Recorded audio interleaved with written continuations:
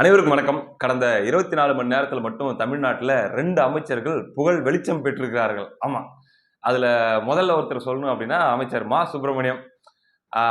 One of the most famous, one of the இன்னைக்கு தேதிக்கு மிகவும் பாப்புலரான அமைச்சர் அப்படின்னா மா சுப்பிரமணியம் அவர்கள் தான்.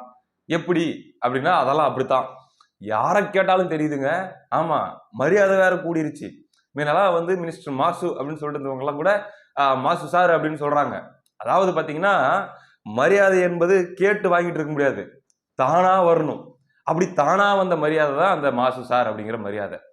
அது ஒரு பக்கம் இருக்க, அவர் ஒரு போஸ்ட் போட்டிருக்காருங்க. அந்த போஸ்ட் தான் பாத்தீங்கன்னா இன்னைக்கு அவரை பாப்புலர் ஆக்கி இருக்குது. ஏற்கனவே பாப்புலரு, இப்ப இன்னும் ஃபேமஸ் ஆயிட்டாப்ல.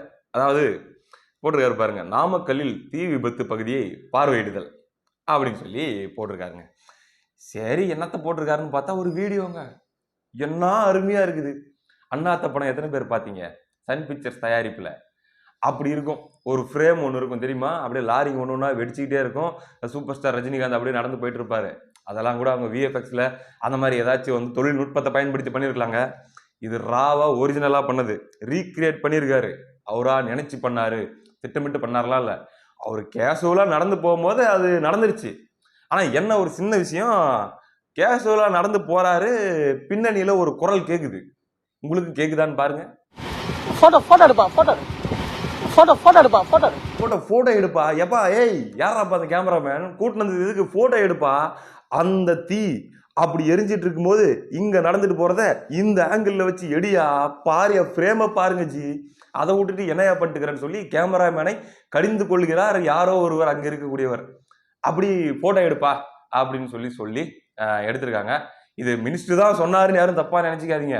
நான் இப்படி நடந்து போவேன், அதை அப்படியே போட்டோவா எடுத்து அப்படியே கவர் பண்ணுங்கலாம் அப்படிலாம் இல்லை. அவருக்கு அதெல்லாம் ஞாபகம் இருக்காது, அவர் பாட்டுக்கு போனாரு. இதை நான் விளம்பரம் பண்றதுக்கு இது விளம்பர மாடல் அரசா? அப்படிலாம் ஒன்றும் இல்லைல்ல, விளம்பரமே பிடிக்காத அரசாச்சே. அதனால போயிருக்காருங்க, பார்வையிட்டிருக்காரு. அதுல ஒரு குற்றத்தை ஒருத்தன் கண்டுபிடிக்கிறான். நாமக்கல்லில் தீ விபத்து பகுதியை பார்வையிடுதல் தான் போட்டிருக்காரு. அதுக்கு கீழே ஒருத்தன் கேட்கறான், ஐயா தீ விபத்து ஏற்பட்ட பகுதியை பார்வையிடுறதெல்லாம் அந்த ஏரியாவில் இருக்கிற சின்ன பசங்க, என்னமோ எரியுது என்னது, அது கழுது சேர்த்து கடத்தா கூட தான் போய் கூட்டமா நின்று பார்ப்பாங்க இல்லையா? அந்த மாதிரி தீ விபத்து பகுதியை பார்வையிடுறது யார் வேணா பார்ப்பாங்க. நீங்க என்ன போட்டிருக்கணும்னா, நாமக்கல்லில் தீ விபத்து ஏற்பட்ட பகுதியில் தீ அணைப்பு மற்றும் மீட்பு பணிகளை பார்வையிடுதல் அப்படின்னு போட்டிருக்கணும். எது வேடிக்கை பார்த்து போன மாதிரி தீ விபத்து பகுதியை பார்வையிடுதல் போட்டிருக்கீங்கன்ட்டு இதுல ஒரு குற்றம் கண்டுபிடிக்கிறான் ஒரு கல் நெஞ்சக்காரன். இப்படியாக அவரை வச்சு எல்லாம் விளையாட்டு பண்ணிட்டுக்கிறாங்க. ஏய், சீரியஸான ஆள்ரா பார்த்து. இது ஒரு பக்கம் இருக்கு. அதுக்கு முன்னாடி நாள் ஒரு ஸ்டேட்மெண்ட் கொடுத்துருக்காருங்க. என்ன அப்படின்னா, ஞானசேகரன் அந்த அண்ணா பல்கலைக்கழக அந்த வழக்குல குற்றவாளி, 30 ஆண்டு காலம் சிறை தண்டனை விதிக்கப்பட்டிருக்குது, ஆயுள் தண்டனை. இது சம்பந்தமாக எடப்பாடி பழனிசாமி அவர்கள், எதிர்கட்சி தலைவர், அவர் ஒரு ட்வீட் போட்டு பல்வேறு கேள்விகளை எழுப்பியிருக்காரு. இல்லை, இது வேகமாக மறைக்கப்படுது, இதுக்கு பின்னாடி ஒன்று இருக்குது, அந்த சார் யாருன்னு எங்களுக்கு தெரியும், அதை நாங்கள் எங்கள் ஆட்சியில் வந்ததுக்கப்புறம் கண்டிப்பாக அதை நாங்கள் களையெடுப்போம், கண்டுபிடிப்போம் அப்படின்ற மாதிரிலாம் அவங்க ஒரு பக்கம். இன்னொரு பக்கம் அண்ணாமலை அவர்கள் ஒரு வீடியோவே வெளியிட்டு நிறைய ஃபோன் ஹிஸ்ட்ரி, இந்த தகவல்கள் பற்றிலாம் அவர் பேசியிருந்தாரு. இந்த சூழலில் மறுபடியும் மாசு அவருடைய பேரும் அதில் அடிபட்டு இருந்துச்சு. மனசாட்சியே இல்லாமல் பாருங்க, அவர் மேலே அவதூறு பரப்பிட்டு இருக்கிறாங்க. அந்த சூழலில் அவர் ஒரு கருத்து சொல்லியிருக்காரு. குற்றவாளி ஞானசேகரனுக்கு எனக்கு எந்த தொடர்பும் கிடையாது. இது வரைக்கும் ஒரு முறை கூட ஞானசேகரனுடன் நான் போனில் பேசியதே கிடையாது. மழை வெள்ள காலத்தில் இப்ப எப்படி தீ விபத்து பகுதியை பார்வையிட போயிருந்தனோ அந்த மாதிரி அந்த மழை வெள்ள காலத்துல பார்வையிட போயிருந்தேங்க. அது ஒரு தப்பா? மழை வெள்ள காலத்தில் பார்வையிட போகும்போது ஞானசேகரன் வீட்டு வாசல்ல, ஏங்க அந்த வாசப்படியை கூட நான் மிதிக்கலையே. அந்த வீட்டு வாசல்ல வட்ட செயலாளர் சண்முகம்னு ஒருத்தர் இருக்கிறாரு. அவர் எனக்கு சிற்றுண்டி கொடுத்தார். அந்த சிற்றுண்டியை நான் சாப்பிட்டேன். நான் சாப்பிட்ட வாசல் அது ஞானசேகரன் வீட்டு வாசல் எனக்கு எப்படி தெரியும்? ஏதோ ஒரு வீட்டு வாசல்ல வச்சு கொடுக்குறாங்கன்னு நினைச்சு அந்த நேரத்தை பசிக்கு நானும் ஏதோ ஒன்று 2 முழுங்கி போட்டேங்க. அதை வச்சு அந்த வீடு ஞானசேகரனுடைய வீடா இருந்ததுனால அந்த வாசல்ல உட்காந்து நான் சாப்பிட்டதுக்கு உடனே அந்த டைம் பார்த்து ஞானசேகரன் புகைப்படம் எடுத்துக்கிட்டாரு. அவர் யாருன்னே கூட எனக்கு தெரியாது, எடுத்துக்கிட்டாரு. இதை தவிர எனக்கும் அந்த ஆளுக்கு எந்த சம்பந்தமும் கிடையாதுங்க அப்படின்னு சொல்லி அவர் பேசியிருக்காரு. ஏங்க, ஒரு மினிஸ்டர் சொன்னா நம்பணுமா நம்ப கூடாதாங்க? நம்ப மாட்டேன், இல்ல ஒத்துக்க முடியாது, நீங்க கல்லாட்டம் ஆடுறீங்க அப்படின்னு சொல்லி பூரா கமெண்ட் போட வேண்டியது. அது எப்படி? ஒரு தடவை மீட் பண்ணியிருந்தா பரவாயில்ல, இன்னொரு தடவை மீட் பண்ணிக்கிறாங்களே பாருங்க, ஏதோ ஒரு மண்டபமா தெரியுது, அது ஒண்ணு வீட்டு வாசல் மாதிரி தெரியலையே அப்படின்ட்டு. இதை விட கொடுமை இன்னொருத்தர், சார் வீட்டு வாசல்ல பெட்டெல்லாம் போட்டிருக்கு, அங்க பாருங்க வாசல்ல யாராச்சும் போட்டோவெல்லாம் மாட்டி வைப்பாங்களா? நம்ம வீட்ல மாட்டி வைக்க மாட்டாங்க. அப்படியே மாட்டி வச்சாலும் என்னை பார் யோகம் வரும், அல்லது வந்து ஏதாச்சும் திருஷ்டி பொம்மை அந்த மாதிரி ஏதாச்சும் அவங்களுடைய நம்பிக்கைக்கு தகுந்த மாதிரி எதையாச்சும் மாட்டி வைப்பாங்க. அந்த ஏதாச்சும் கட்டி தொங்க விடுறது அப்படி தானே வைப்பாங்க. இங்க என்ன சார் கூலிங் கிளாஸ் போட்டுக்கிட்டு போட்டோலாம் எடுத்து போட்டோவை மாட்டி வச்சிருக்கிறாங்க வாசப்படியில. வீட்டு வாசல்ல படுக்கையெல்லாம் போட்டு போட்டோ எல்லாமா மாட்டி வைப்பாங்க. சென்னையில இப்படி ஒரு வீடு எங்க இருக்கு அப்படின்னு சொல்லி ஒருத்தர் குறுக்கு கேள்வி எழுப்புறாரு. அப்போ வந்து இது வாசலா? நீங்க வீட்டுக்குள்ள போய் உட்காந்து சாப்பிட்டது பக்கத்துல ஒருத்தர் பெட்ல உட்காந்து சாப்பிட்றது நல்லாவே தெரியுது. இது எங்க இப்படி ஒரு வாசல உலகத்துல யாராச்சும் பார்த்ததுண்டா? அப்படின்ற மாதிரிலாம் கேள்வி எழுப்பிட்டு இருக்கிறாங்க. அதாவது மாஸ்டர் சார் சொன்னதுல எங்களுக்கு நம்பிக்கை இல்ல, பொய் சொல்றப்பல அப்படிங்கிற மாதிரி சந்தேகப்பட்டுக்கிட்டு இருக்கிறாங்க. மொத்தத்துல யார் அந்த சார்? அப்படி ஒரு சார் இருக்காப்லையா? அப்படி இருந்தா அது யாரு? அது யார் கண்டுபிடிப்பாங்களா? பிடிக்க மாட்டாங்களா? அப்படிங்கிறது எல்லாமே மர்மமா தாங்க இருக்குது. இது ஒரு அமைச்சர் இப்படி ஒரு வேலை பார்த்து விட்டுருக்கிற இந்த சூழல்ல பார்வையிட போனாரே, அது சொன்னாங்க. அடுத்ததாக இன்னொரு அமைச்சருங்க.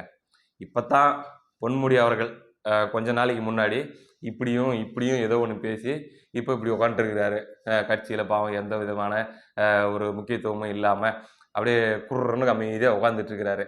அப்படி ஒரு நிலையில் அவர் உட்காந்துட்டு இருக்க, அவர் பேசுனதுக்கு காரணம் அந்த இந்து மதத்தை பற்றி சீண்டக்கூடிய வகையில் தான். எந்த மதத்தை பற்றி சீண்டா என்னங்க?